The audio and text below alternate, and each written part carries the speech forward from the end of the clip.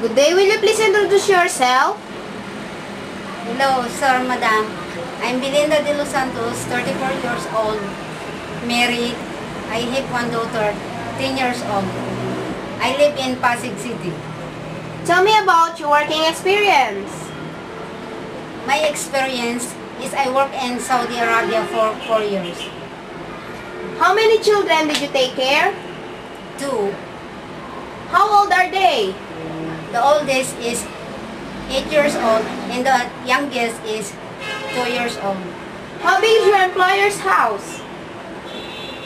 The house of my madam is have 2 rooms and 1 sala. And the downstairs is have 2 room and 2 sala and 1 kitchen. Were you the only helper at home? Yes, ma'am. What are the duties and responsibilities as a domestic helper? My duties and responsibilities as a domestic helper is to manage all the household chores, washing and ironing clothes, and taking care of baby. Do you know how to take care of a newborn baby?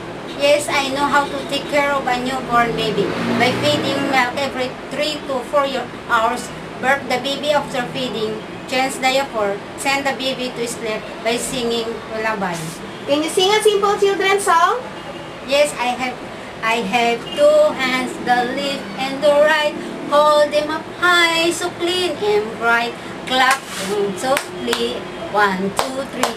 Cleanly their hands are good to see. What will you do if your employer's baby crying for a long time?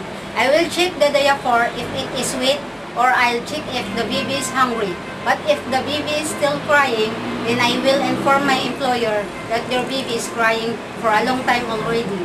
Are you willing to take care of an elderly or an aged person? Yes, madam. I am willing to take care of an elderly person. Since I have my grandparents, I take care of them like my special one by helping them to take their food and medicine. How would you handle naughty children? I would handle naughty children by being friendly and playful with them so I could get their attention.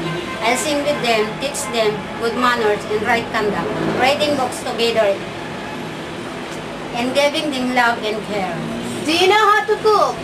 I know how to cook Filipino food, like tinola, sinigang, and many others. I also know how to cook simple Chinese food, like steamed fish, fried rice, noodles, soups, and I'm very much willing to learn more. Can you operate an electrical appliances?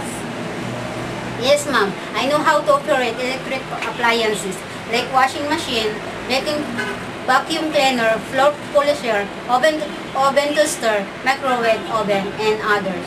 Most of the employers in Hong Kong speak Cantonese. Are you willing to learn their language? Yes, ma'am.